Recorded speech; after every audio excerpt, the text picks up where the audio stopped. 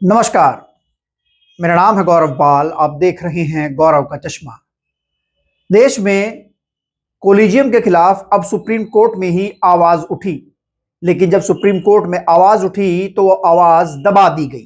जी हां दोस्तों, collegium collegium system, जिसके तहत हमारे देश में न्यायिक व्यवस्था में खासकर हाई कोर्ट्स और सुप्रीम कोर्ट्स के जो सीनियर मोस्ट जज हैं वो अपॉइंट किए जाते हैं, उसको लेकर एक याचिका सुप्रीम कोर्ट पहुंची थी, जिसको खारिज कर दिया गया।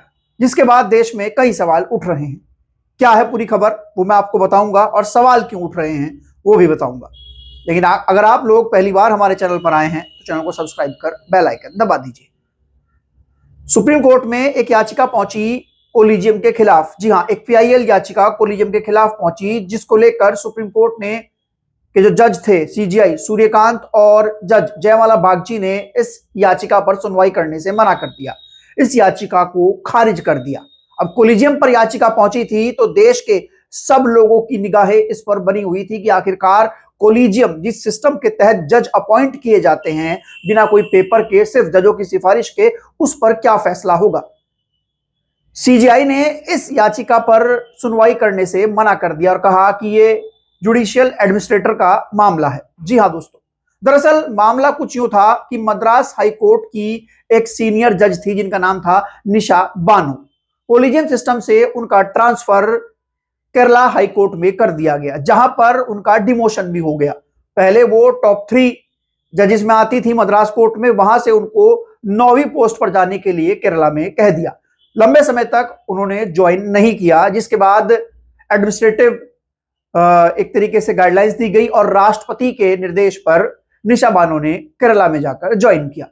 जिसके बाद एक कोलिजियम में के खिलाफ एक याचिका फाइल हुई सुप्रीम कोर्ट में, जिसमें कहा गया कि जब जस्टिस निशा बानो का ट्रांसफर जो है वो मद्रास हाई कोर्ट से केरला हाई कोर्ट में कोलिजियम ने किया, तो इस बात को लेकर जस्टिस निशा बानो से सलाह क्यों नहीं ली गई, जस्टिस निशा बानो को फेवर में क्यों नहीं लिया गया, उनसे पूछा क्यों नहीं गया, कोलिजियम ने यह फैसला क्यों ले लिया, जबकि जस्टिस निशा बानो की नियुक्ति जो मद्रास कोर्ट में थी वो बिना कोलिजियम के थी, यानी कि वो जुडिशियल सर्विसेज से वहां पर पहुंची थी। ऐसे में जब जस्टिस निशा बानो राष्ट्रपति के आदेश पर बाद में केरला हाई कोर्ट पहुंची, तो उसके बाद मद्रास हाई कोर्ट में निशा बानो की जगह पर एक कोलिजियम के जज को लाकर नियुक्त कर दिया गया। अब इसके बाद जब याचिका सुप्रीम कोर्ट पहुंची तो सुप्रीम कोर्ट में याचिका में कहा गया कि निशा बानो से क्यों नहीं पूछा गया, कोलिजियम ने उनकी राय, उनका मशवरा क्यों नहीं लिया, एकदम से ये फैसला क्यों दे दिया, ट्रांसफर क्यों कर दिया। जिस पर सुप्रीम कोर्ट में सीजीआई सूर्यकांत और जस्टिस जयमाला बागची ने कहा कि इस पर हम जुडिशियल रिव्यू नहीं कर सकते, ये जुडिशियल एडमिनिस्ट्रेशन का मामला है। अब देश में एक सवाल उठ रहा है कि कोलिजियम सिस्टम, जिसके तहत देश में जज नियुक्त किए जाते हैं और जिसकी सबसे कमी यह है कि इसमें सिर्फ एक ही जाति, एक ही वर्ग के जजेस जो है वहां पर पहुंच रहे हैं, जिनकी सिफारिश उनके सीनियर जज कर देते हैं, वकीलों की सिफारिश, वो कोलिजियम सिस्टम में जज बन जाते हैं हाई कोर्ट्स में, सुप्रीम कोर्ट्स में, और फिर वो सीजीआई बन जाते हैं हाई कोर्ट में, सुप्रीम कोर्ट में। जुडिशियल सर्विसेज को लेकर जो अपर मोस्ट पोस्ट है देश में जुडिशरी में, उसको लेकर कोई एग्जाम क्यों नहीं होता, और इस कोलिजियम सिस्टम में ना ही कोई रिजर्वेशन है, जिसकी सिफारिश कर दी जाएगी वो जज बन जाएगा।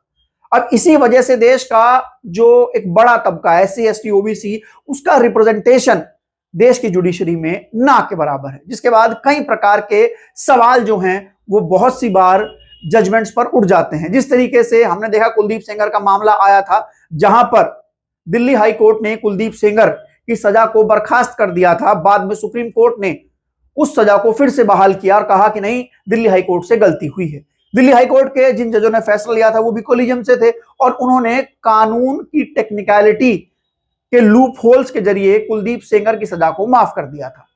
ऐसे ही यूजीसी के मामले पर जब सुप्रीम कोर्ट में सुनवाई हुई तो जस्टिस सूर्यकांत ने सुनवाई करते हुए कहा कि यह मामला बहुत संवेदनशील है, इस पर सुनवाई होनी चाहिए, और सुनवाई हुई और यूजीसी के जो नए प्रावधान थे उन पर रोक लगी, जबकि 15% लोग जो थे वो इनके विरोध में थे, 15% भी नहीं थे। इक्का दुक्का जगह छोटे छोटे प्रदर्शन हुए, उनको दिखाया गया और रोक लगा दी गई। लेकिन अब यूजीसी के समर्थन में पूरे देश में एससी एसटी ओबीसी छात्र जो हैं वो सड़कों पर बैठे हैं, धरना दे रहे हैं। ना ही मीडिया उनकी सुध ले रहा है, ना ही देश की जुडिशरी। मीडिया बायस हो सकता है, वो सुध नहीं लेगा, लेकिन क्या देश की जुडिशरी भी बायस है? क्या देश की जुडिशरी में एक जाति एक वर्ग के लोग होने की वजह से वहां पर एससी एसटी ओबीसी की आवाज नहीं उठ रही है? ऐसे सवाल, ऐसे आरोप भी बार बार जुडिशरी पर और कोलिजियम सिस्टम पर लगते हैं।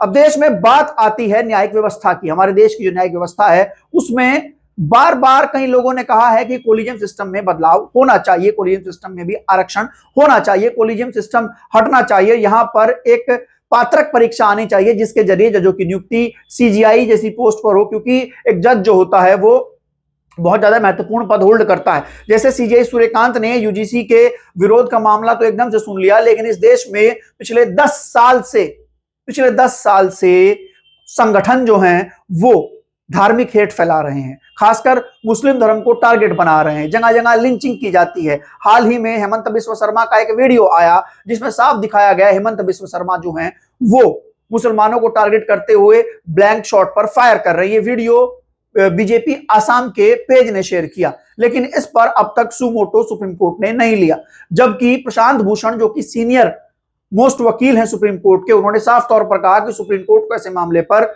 सुओ मोटो लेना चाहिए। ऐसे बहुत सारे मामले हैं जिसको लेकर सुप्रीम कोर्ट सुओ मोटो नहीं लेता है और बार बार देश उम्मीद करता है कि सुप्रीम कोर्ट इस और ध्यान देगा, सुप्रीम कोर्ट इस और सुनेगा, इसको देखेगा, लेकिन ऐसा नहीं होता है। और यही वो कारण है कि देश में कोलिजियम सिस्टम जो है उसके ऊपर सवाल कई प्रकार के उठते हैं। हम ये नहीं कह रहे हैं कि कोलिजियम सिस्टम गलत है, लेकिन कोलिजियम सिस्टम के को लेकर देश में जो एक रोष रहता है हम उसकी बात कर रहे हैं। जैसे ये मामला ही था जस्टिस निशा बानो वाला, इसके जैसे तमाम अन्य मामले हैं। बड़ी बात यह है कि जब एससी एसटी ओबीसी के मामले पर कोई फैसला होता है या किसी कम्युनिटी के मामले पर कोई फैसला होता है, ऐसे में वहां पर उस कम्युनिटी का एक भी जज नहीं होता। जैसे यूजीसी के मामले में तमाम स्वर्ण जजों ने बैठकर यह फैसला दे दिया। अब इसमें यह भी बात सामने आ रही है कि कैसे सरकार की ओर से पूरा खेल किया गया और यूजीसी को नल एंड वॉइड किया गया। बड़ा सवाल यह है कि इस देश में जो जुडिशरी है, जो कि एक बहुत बड़ा एक तरीके से संस्थान है, जो एक बहुत बड़ा सेक्टर है जहां पर लोगों को न्याय मिलने की उम्मीद रहती है, वहां पर कोलिजियम सिस्टम पर लोग बार बार सवाल उठाते हैं। आपका इसको लेकर क्या कहना है? आपकी इसको लेकर क्या राय है कि देश की जो जुडिशरी है, जो कोलिजियम सिस्टम है, क्या वो सही है? हाल ही में हमारे देश में एक रिपोर्ट भी आई थी, एक आंकड़े भी आए थे, जब बताया गया था कि देश का जो सुप्रीम कोर्ट, हाई कोर्ट है, वहां पर कितने एससी एसटी ओबीसी जजेस हैं? ना के बराबर है, कोई नहीं है। बड़ा सवाल यह है, और जो जजेस वहां पर हैं वो भी विशेष जाति या वर्ग से आते हैं। ऐसे में जो एक बड़ी जाति है, एक बड़ा वर्ग है, जो सुप्रीम कोर्ट की ओर न्याय की उम्मीद से देखता है, वो हताश और निराश होता है और कोलिजियम का विरोध करने लगता है। आपकी इस पूरे मामले को लेकर क्या राय है? आप लोग कमेंट सेक्शन में लिखकर बता सकते हैं। तब तक के लिए चलते हैं, धन्यवाद, नमस्कार।